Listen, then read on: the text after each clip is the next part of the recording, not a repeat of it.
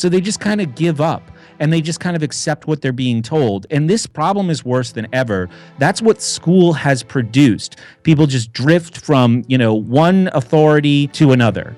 Hey friends, thanks so much for tuning in. I very much appreciate your support. In lieu of Google's strategy to completely shut off advertising to the alt media, which more and more is starting to feel like blatant discrimination, even more than censorship, and I'd have to believe that is a crime on some level. Your support matters now more than ever, and a special thank you to my patrons over at Patreon, the less than 1% that have stepped up. And you're really making a big difference for me and my team at SGT Report. And today we have a new guest on. His name is Brett Veinotte, and I've never spoken with him before, but we have a lot of cross-pollination subjects, lots to talk about between us. He has a podcast called School Sucks, and the website is schoolsucksproject.com. And boy, do we have a lot to talk about because public schooling really does suck. Brett, how are you? I'm doing great, Sean. Thanks for having me. Thanks for coming on. I just want to start with a anecdote, and it's a sad one for sure.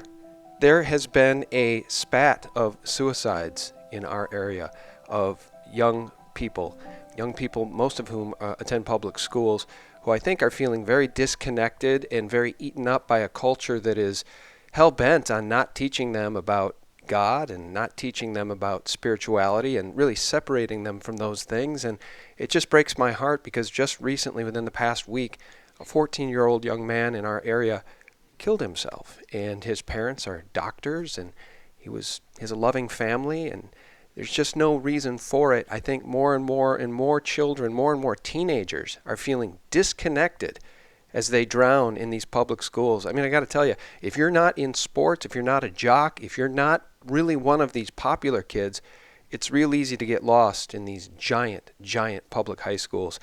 Brett, where would you like to begin as it pertains to how badly public schools suck? Because I think they suck on purpose. I think it's been rolled out by design. The work of John Taylor Gatto we can talk about because... Oh, sure. Yeah, I mean, he turned me on to the fact that these are indoctrination camps, and they're doing a very, very good job at creating worker zombies instead of critical thinkers.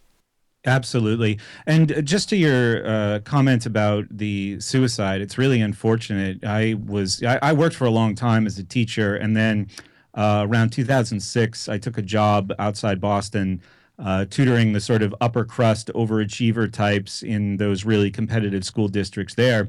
And the first in-home client I ever had, I was meeting with her just days after one of her best friends had committed suicide as a result of, I think in that environment, it had a lot to do with the pressure of preparation for college.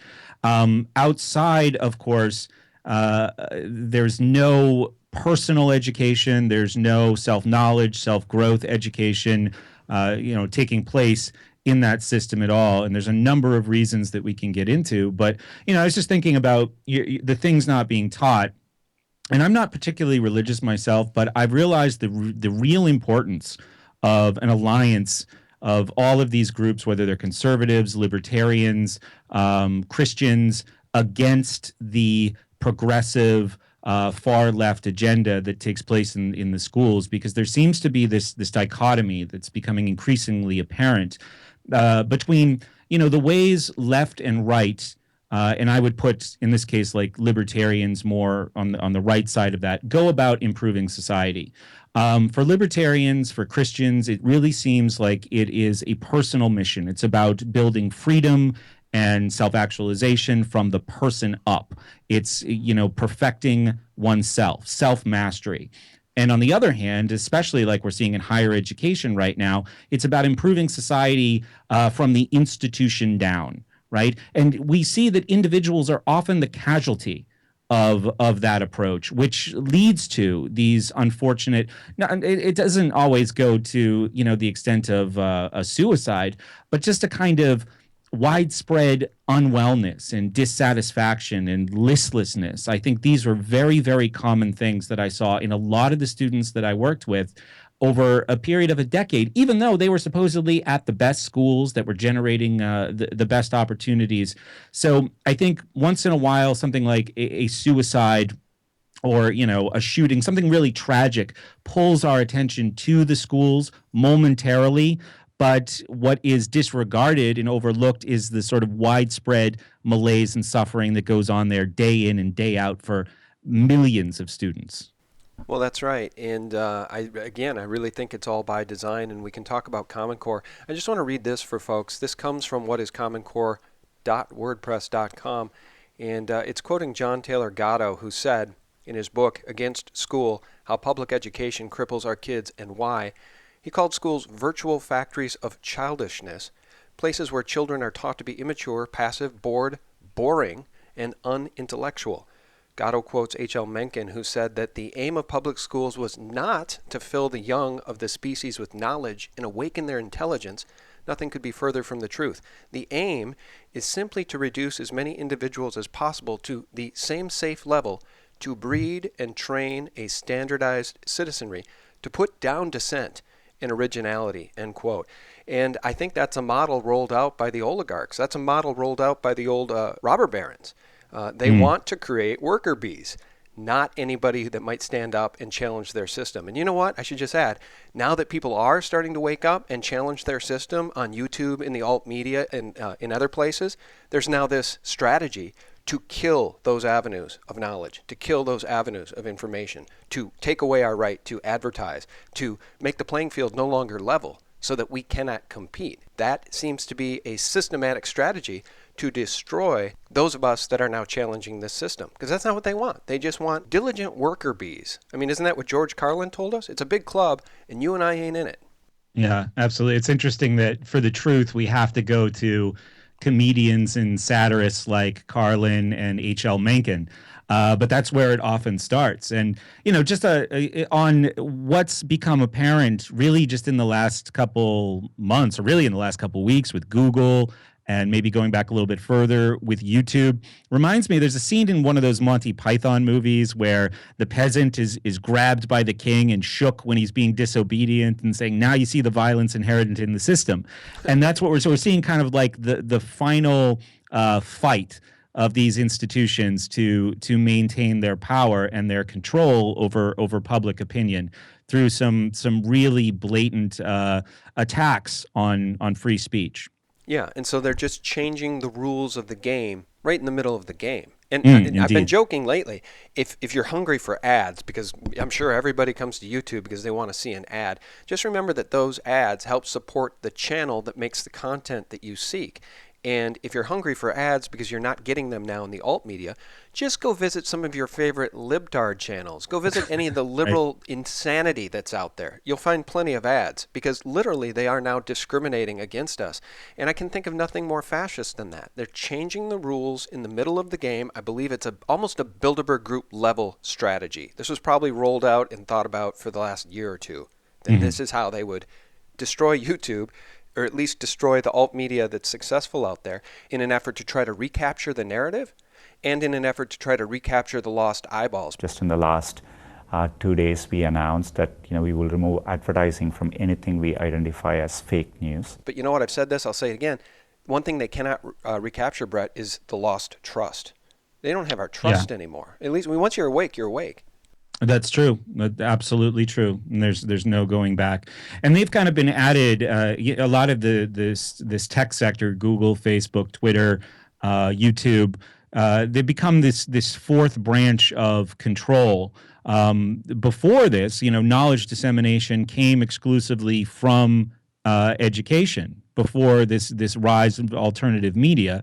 And that, since its very early development in the United States as a public institution, was heavily controlled by a nexus of government, academia, and industry. So now the tech sector, through the Zuckerbergs and the Bill Gates, has definitely been co-opted into that management of the public mind. Well, that's a very good description. They are management. Those are the middle managers, the Zuckerbergs, the Gates, the Buffetts. Sure, they're billionaires, they're multi-billionaires, but that's one generation of wealth. The people that are aligned against humanity are the multi-generational banking families, the aristocracies, the money that's been handed down. These people are interbred to keep their power. And so they're trillionaires, essentially. And this model is set up not to enlighten humanity. The model that the model they have set up is a model to keep humanity in serfdom, and they're deathly afraid of people that are waking up. That's why there's such a concerted effort to shut us all down. And they're doing it with straw mans, by the way. I'm sure you've noticed this.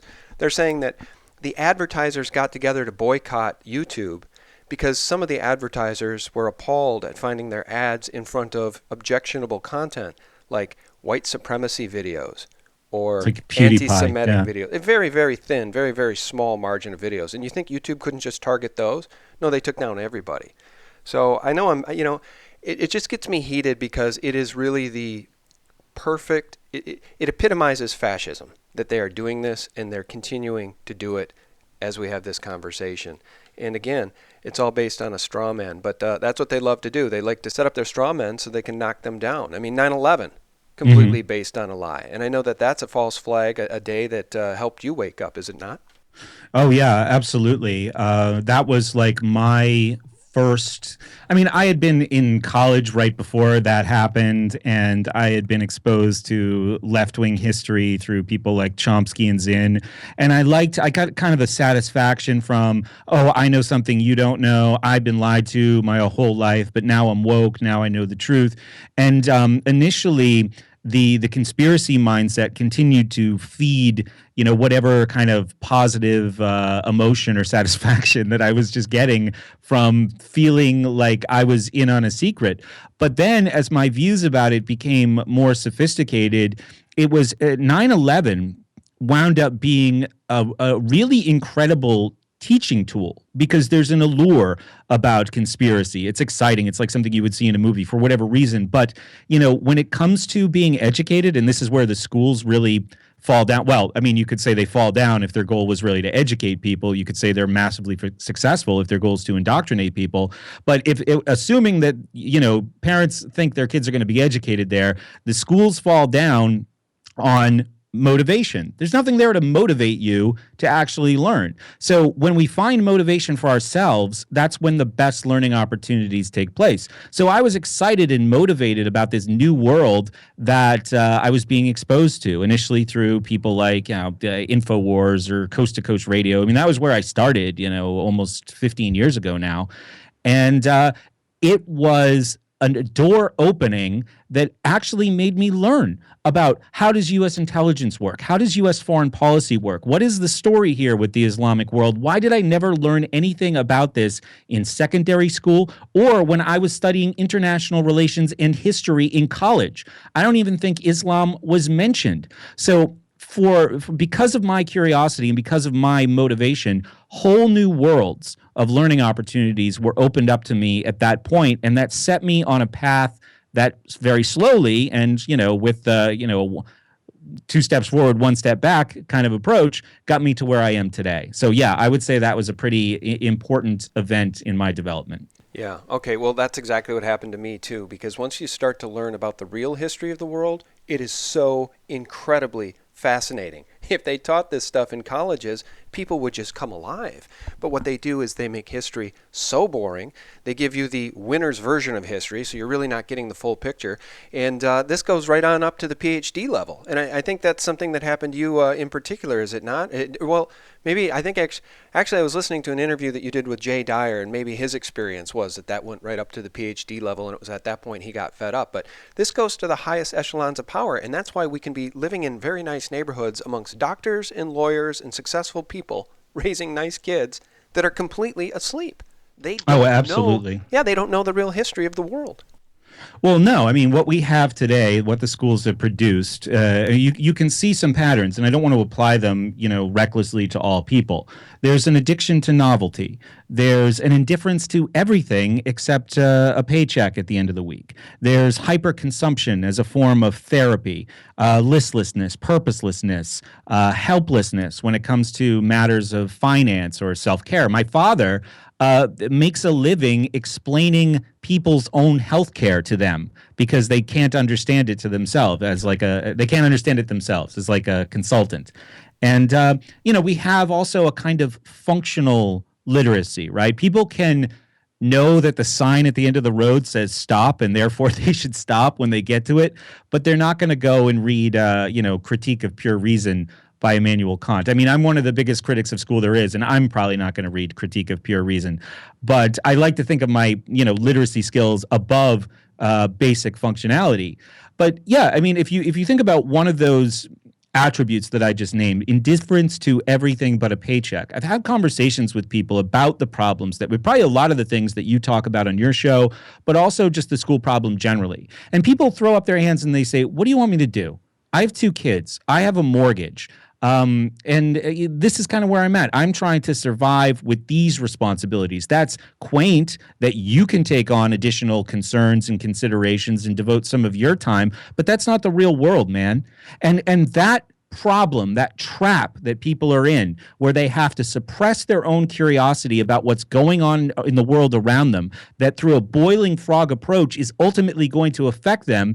Now that's gone on steroids with this student debt thing, because now people don't just have the car payment and the mortgage anymore. They have $100,000 hanging over their head. And if they want to buy the better house and they want to get the new car every 4 years, they better be at the office, whether they hate their job or not, at 8 a.m. Monday through Friday, and all these other concerns that you and I apparently have the luxury to talk about, that's child's play to them because they've got bills to pay and a credit rating to maintain. Yeah, that's right. And they're slaves to the banks. So again, who's the winner in this model? The bankers. Right. Every Exactly. single time it's the bankers. And you'll notice that this criminal government is in bed with the bankers by agreeing with the bankers that that's the one loan now that apparently will follow you to your grave. You cannot escape your student debt. So if you're one of these poor kids that does not understand that you're going to have to pay this money back, that does not understand that it can't be forgiven through a bankruptcy, a personal bankruptcy, that does not understand that this debt, this noose, this lead weight around your neck is going to follow you around until you pay it back or you're dead, it's insane. And so you're right. They're absolutely slaves to the system through debt. And it's just absolutely appalling. So I want to ask you a couple things about Common Core, No Child Left Behind, the Prussian socialist model of education. But Absolutely. I want your thoughts on that first. I mean, the bankers always seem to win, don't they?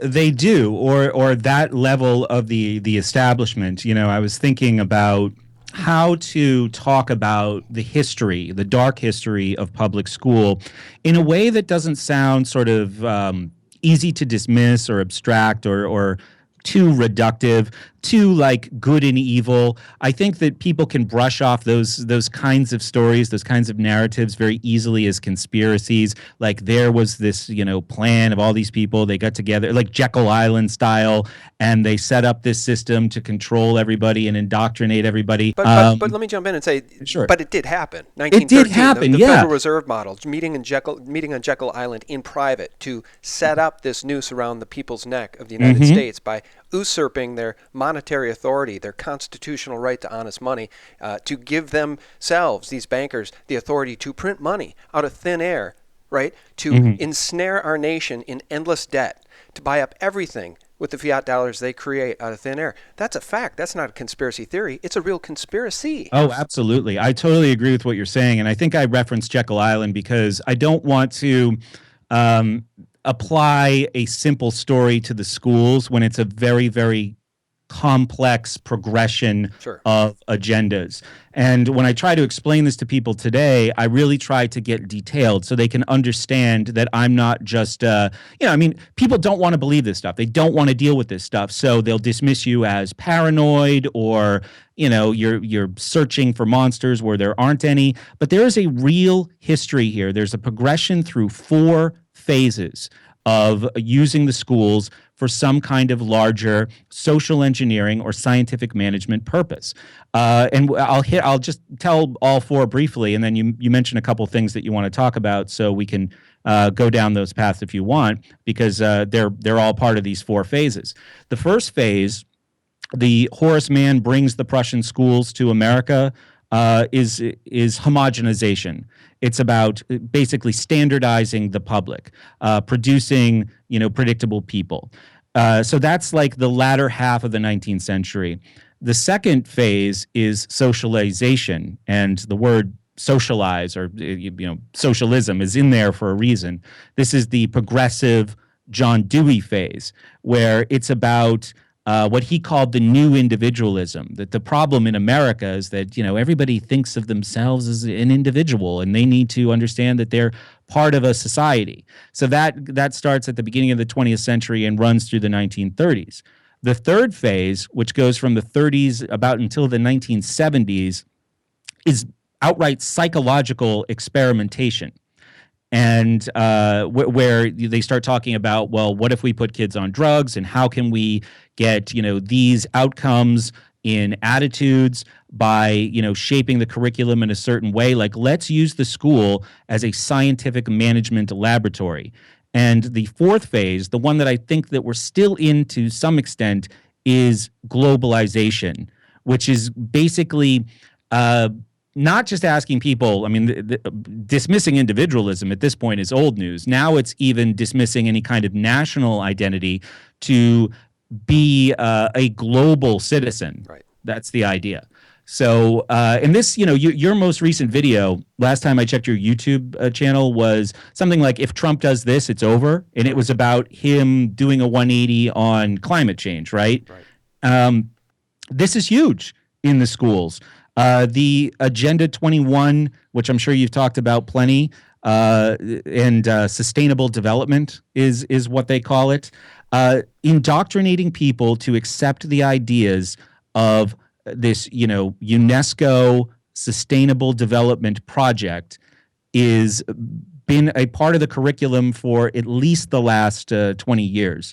And there's a really effective critic named Michael Chapman. He's from an organization called EdWatch, and he's given a bunch of talks about this, where he actually goes and he reads out of teachers' guides for history and civics textbooks. And he talked about, there's this one lesson in the book, and this is under the guise of critical thinking, where students are invited to propose a law. What do you think, student, would be a good law? And then in the teacher's guide, it says, suggest something that has to do with the environment. And then it starts this line of indoctrination about sustainable development and environmentalism. And this is taking place in this book during a lesson about, guess what? The Bill of Rights. Kids are getting UN propaganda while they're supposed to be learning about the Bill of Rights. So that environmentalist, internationalist phase is still pretty much where we are. But combined with that is the Common Core curriculum that you mentioned, which is really about refitting the American public to perform placidly and efficiently in a service economy, which is where most jobs are and where most jobs are going to be. Well, that's interesting because you're the expert here. So, and I do want to talk to you about Common Core, which I believe was rolled out by the UN, correct? Did it trickle down from the UN? Well, I think a lot of the UNESCO aspects of it, the Sustainable Development Agenda 21 material that's in Common Core, originated whenever the Agenda 21 paper was originally written, I think in 2002. It's funny that even after 100 years of this schooling, people are still worried that Americans are too free-minded and they're too individualistic. And basically what it says, I think it's like chapter 35 or 36 of Agenda 21, it talks about the education aspect of this. And the concern is that, these Americans who have like self-respect and individual identity, they're never going to subsume themselves to like global citizenship voluntarily. So this has to be built into the school curriculum, and it has to come at a very early age. So yes, in that sense, UN environmentalism has been a part of not just Common Core, but also its forerunner, No Child Left Behind. Okay, well, that's why this video that I just made the other day was so important. If Trump does this, it's game over, because really, when he was running, and all I was doing as really a journalist or a reporter in the alt media was telling the folks and playing clips of the wonderful things he said that resonated with me as a libertarian and a free-minded person. Sure. And then wonderful things he said he would do. And so if he kept his end of the bargain, electing him seemed like a pretty good deal compared to Hillary Clinton, who was definitely in the pocket of, well, all sorts of nefarious folks on the planet, including Goldman Sachs and the Rothschilds themselves. So My point on Trump was that if he puts an end to Common Core, which he talked about, if he gets us out of these Agenda 2030 deals, if he gets us out of the Paris Accord, the climate change deal, if he does these things that he said he would do, we're going to be in much, much better shape. And so the real problem here is that UN Agenda 21, which has now really been rebranded as UN Agenda 2030, Right. is going to turn us all into serfs in the name of saving the planet. And so what they are doing with this indoctrination in the public schools, and by the way, the media has been weaponized. So we see these same messages carried out to moms and dads who watch CNN. Mm-hmm. They are going to save the planet by convincing us, formerly free people, that we cannot use fossil fuels anymore to heat our homes, to drive our cars, to do any of the things that we like to do, to recreate.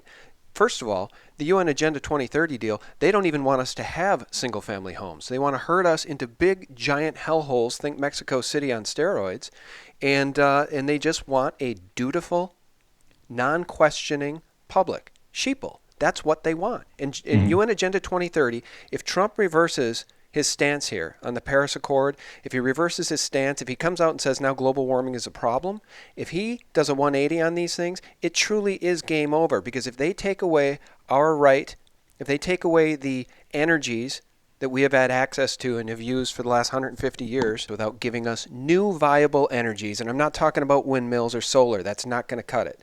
Right. If they don't give us new technologies to replace the old ones, they're going to turn us back into 17th century serfs, which is exactly what they want.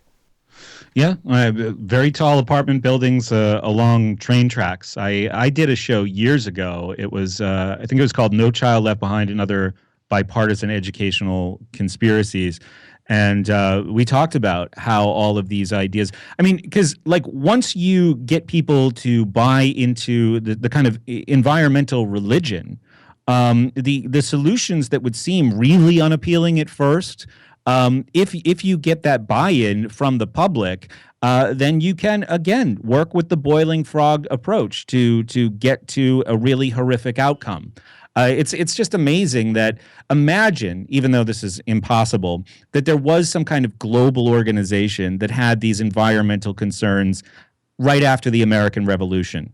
This would be insane to think that you could ever get Americans to subject themselves to something like this. But after 100 years of one form of indoctrination after another, homogenize, make people the same, socialize, get people to buy into collectivism, experiment on them psychologically to make sure that they have the right attitudes coming out of school, test for those attitudes.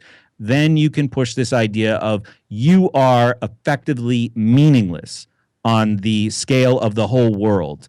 And, you should you should devote your life to being a steward of the environment as we direct you to do so.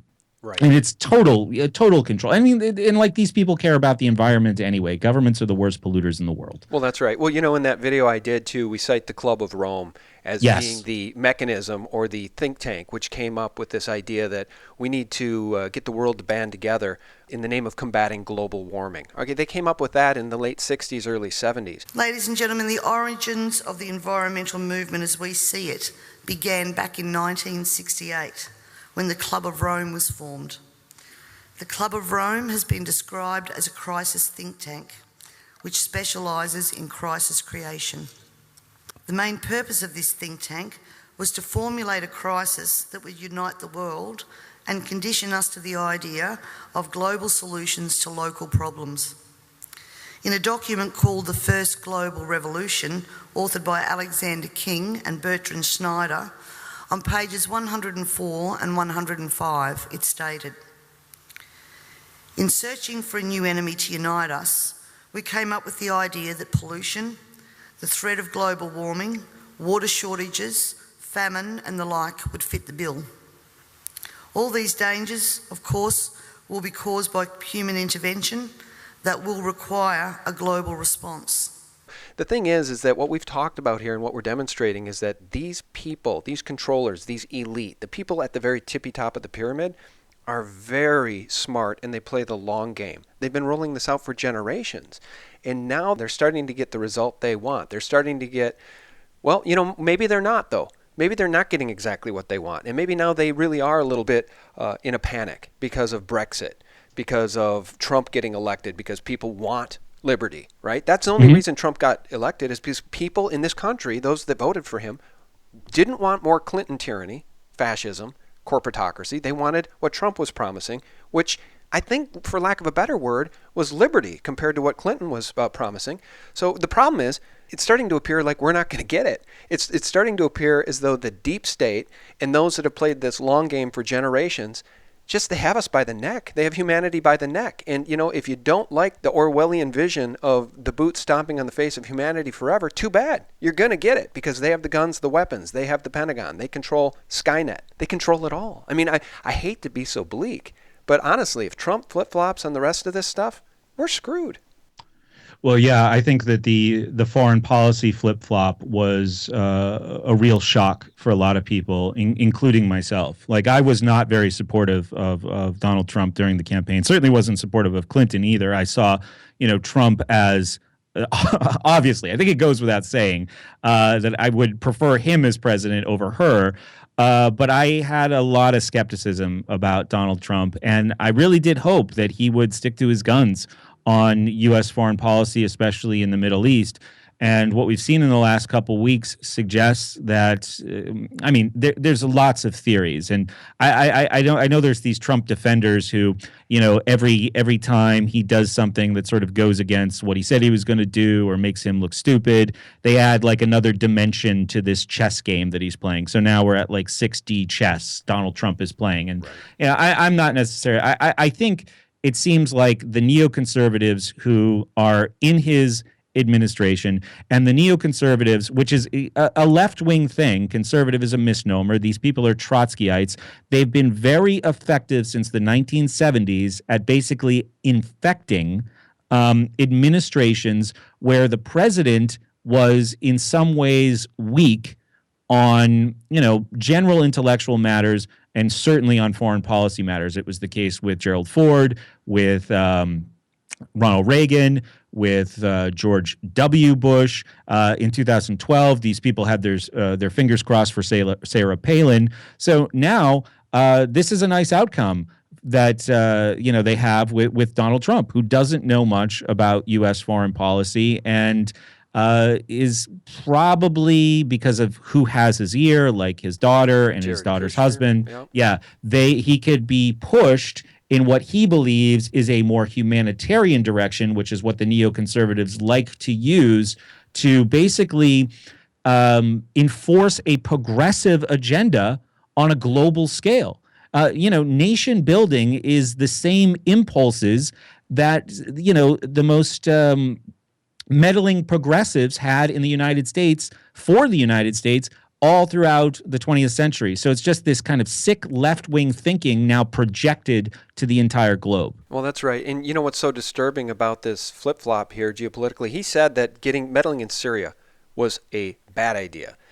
He scolded Obama for doing it when he was running for president. So for him to quickly flip-flop and launch 59 Tomahawk missiles at Syria based on what is so clearly a false flag of some sort, this gas attack, which Assad had no interest and no benefit in pulling off against his own people. Right. And people on the left and the right are recognizing that. Nation states around the world, leaders, Putin, everybody is saying that this is ridiculous. It was probably the white helmets responsible for this. It was probably the Pentagon-backed ISIS fighters, the rebels, that did this as a way to frame Assad, because there's just no reason for Assad to have done this, and how could Trump not know that? So you have to intellectually ask yourself, either he is just the world's biggest sucker, or he knows damn well that it was a false flag, and the deep state got to him, the neocons got to him, the Kushners, the Israeli lobby. He pledged his love for Israel and Bibi Netanyahu when he was running. We all knew that, but we're still hoping for the best.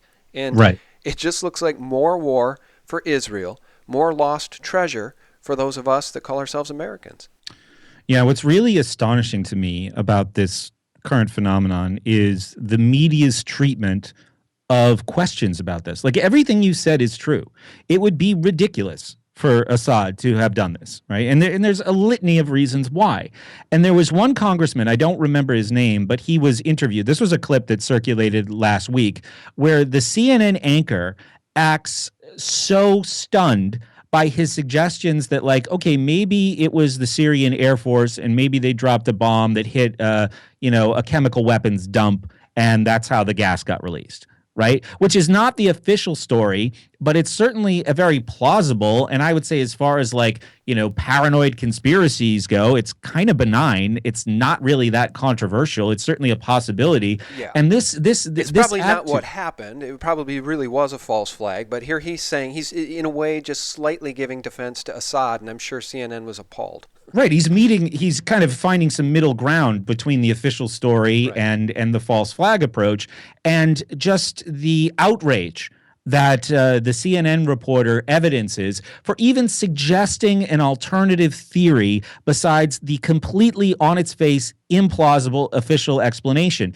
And this is after 15 years of this, going back to 9/11, Right. but then, everything to do with the Iraq War. Anytime somebody wanted to present an alternative narrative, they were a kook. And the fact that that is still where the mainstream media is just amazing to me. Yeah, no, it's amazing to me too, because it is literally like living in some sort of prison camp in this country, that the mainstream media gets to roll out these narratives and stick with them. It's a little bit like if you came home and you caught your wife cheating with a man in your bed, and she somehow convinced you that you didn't really see that, and you just as long as she keeps saying that really wasn't a man in my bed, that guy that ran out the front of the house, that's not what happened. Let me recap. I was in bed, yes.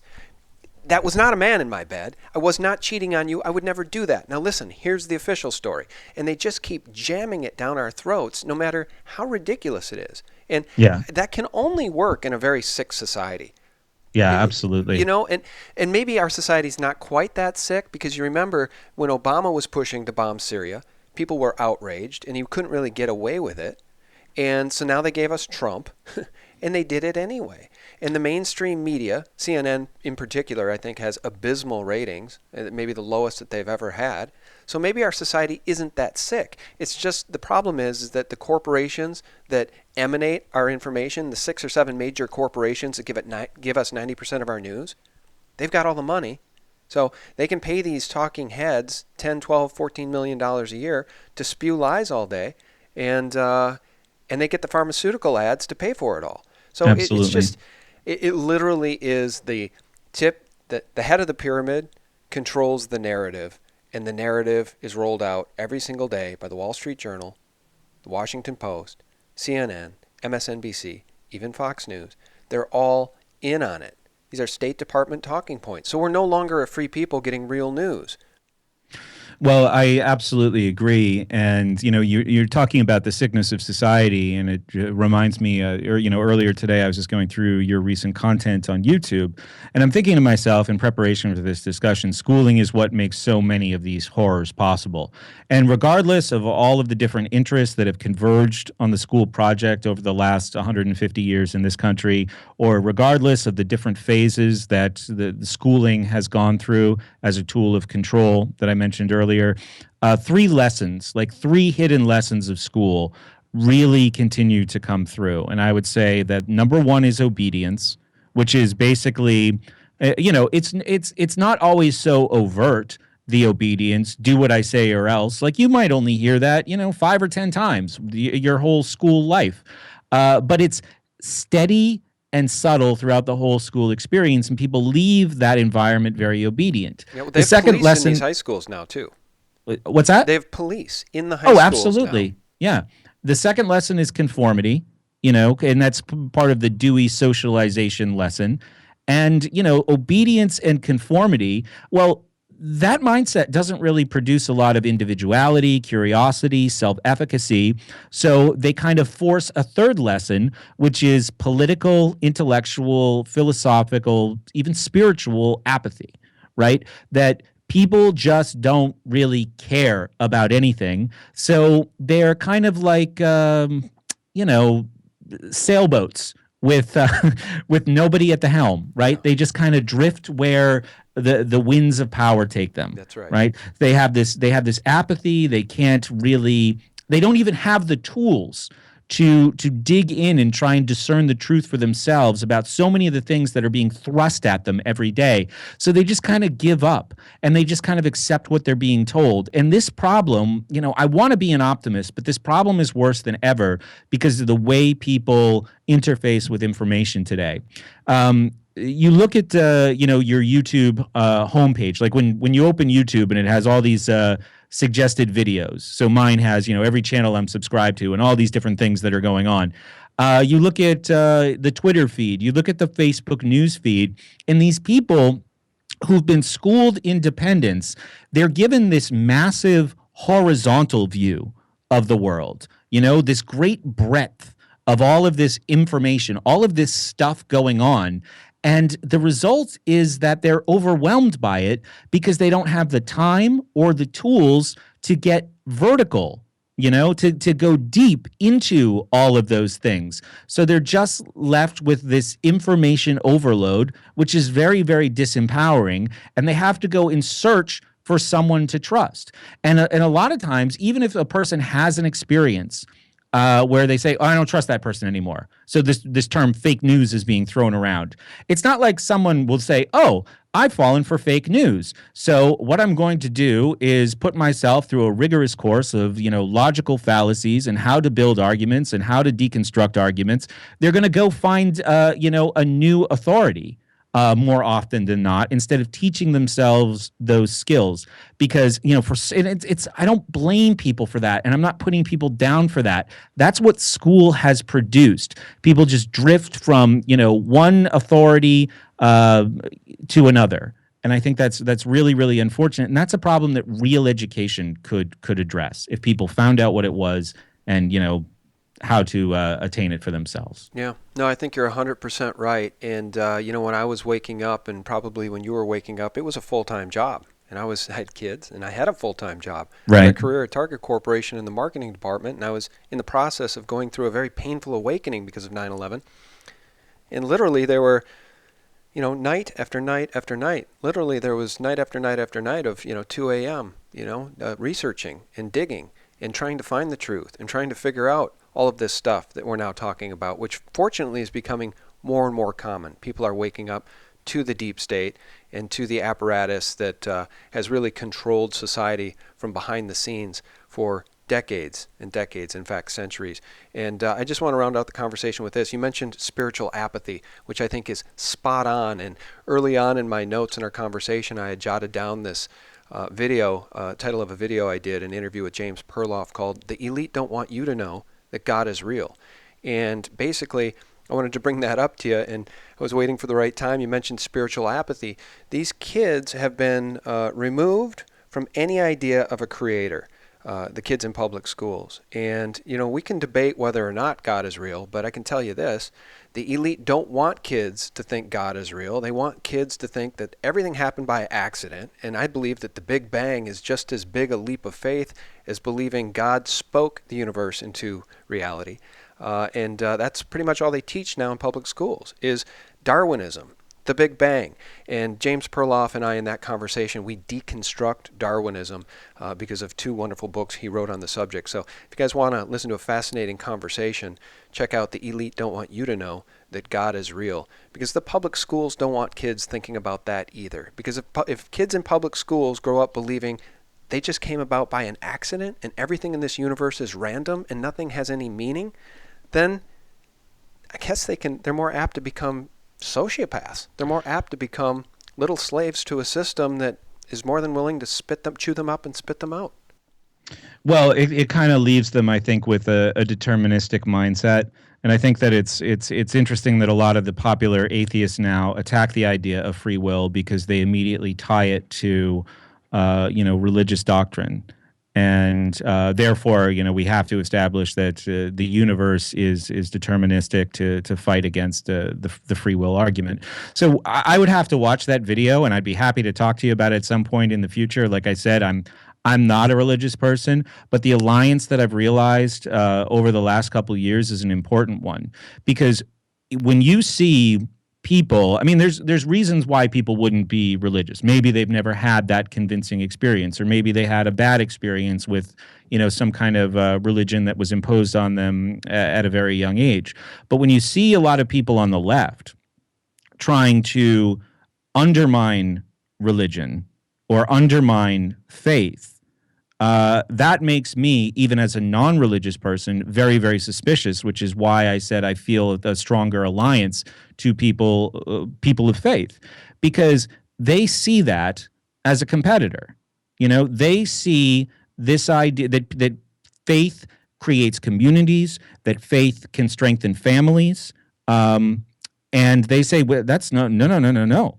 We're God. The state is God. That's always been the idea. And, Marx said, destroy the family, destroy religion, destroy property, destroy the state. That was part of the plan, because religion, I mean, the word itself, in words like ligament or obligation, is a kind of binding. It holds people together, it holds families together, or it historically has. And if my suspicion started to become more apparent when I saw people trying to destroy that. I said, why? Because they want to be like scientifically enlightened? No, it's because they want control, and they see faith as a competitor to that control. Well, I think you're spot on, and we can talk in another conversation sometime about spiritual warfare, which is what I think at the end of the day this is all leading up to, which is why we cover Pedogate and Pizzagate and all of this other stuff. But do check out that video if you get the chance. The elite don't want you to know that God is real, because at the end of the day, Perloff does a great job deconstructing Darwinism with fact. Fact that we now know that maybe folks didn't know 150, 200 years ago. And it all leads us back to spiritual warfare. These folks at the top of the pyramid do seem to worship a dark power. They seem to believe in a negative spirituality that they believe they get great power from, which is why many of them are into abusing children and trafficking in children.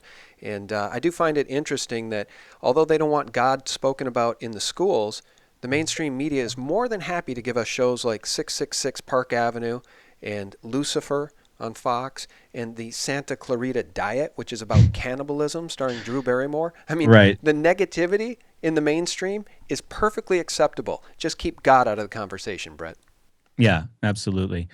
So I will definitely check that out. I love a good challenge, and I would be happy to come back and talk to you anytime. I really enjoyed the conversation.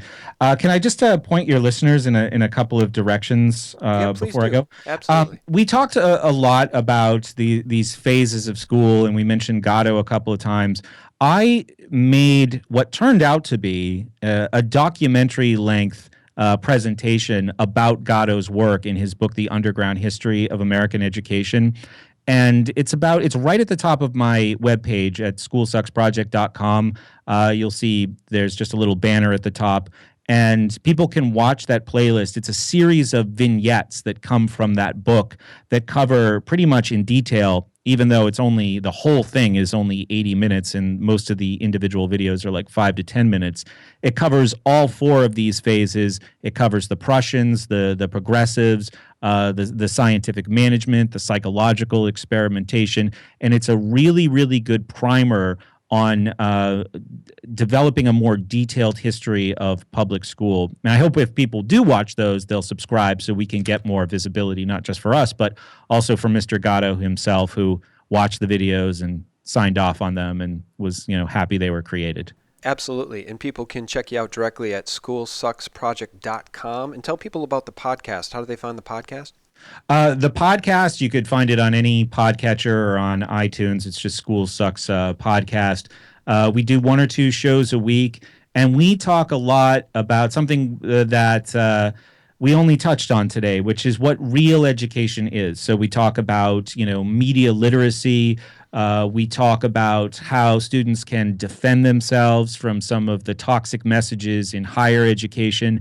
We talk about things like productivity, self-mastery, critical thinking, spotting logical fallacies. So yeah, School Sucks is the title, and that was a pretty open and shut case to make on the show in the early days. And now we talk about what I consider to be the opposite of school, which is education. So if people, are home educators or just adults interested in, self-education, then schoolsucksproject.com is a great resource. The site is very searchable. There's a new Start Here page where you can kind of get an overview of everything that we do. But subscribe to the podcast, check out an episode or two. And I'd be happy to receive feedback from anyone in the audience or questions. Excellent. Well, thanks so much, Brett. I really do appreciate your time. And I want to give a shout out to, is it Michael at Server Farm that I believe got us connected? Yeah, Mike at Silver Farm. Yeah, absolutely. Yeah, I appreciate Mike. He does good work over there, and I'm glad he got us connected with each other. Guys, our guest has been Brett Veinotte, schoolsucksproject.com. Check it out. Brett, thanks so much. Thank you. And guys, thank you so much for your support. You know how much it means to us, especially in these dire times when we're under attack by Google. Thanks so much for checking us out on Patreon. And thanks for visiting sgtreport.com for real news, the antidote to corporate propaganda, 24/7. Have a terrific week ahead, guys. God bless. Bye-bye. It's a game, it's a con. Most importantly, it's a fraud. But yet this is still the system that passes for a pricing scheme for gold and silver.